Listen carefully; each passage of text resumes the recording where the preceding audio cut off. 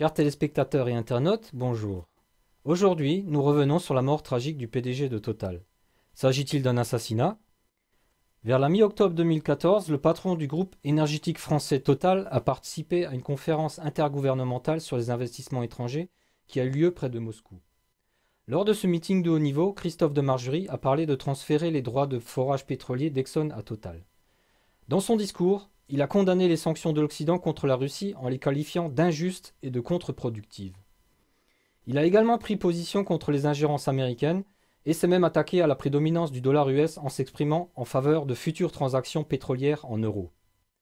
On peut affirmer qu'il a sapé la politique de sanctions pilotée par les États-Unis.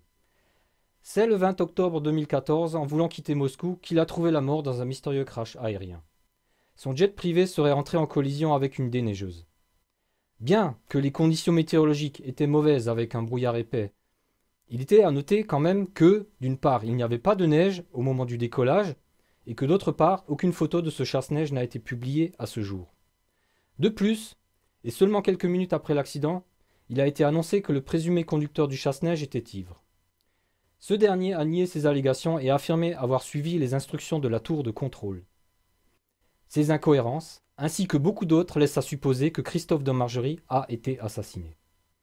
Aussi terrible que soit cette perspective, nous saluons le courage de cet homme pour le combat qu'il a mené, et c'est pourquoi, chers téléspectateurs, vous pouvez contribuer à faire changer l'opinion publique en partageant et diffusant nos informations.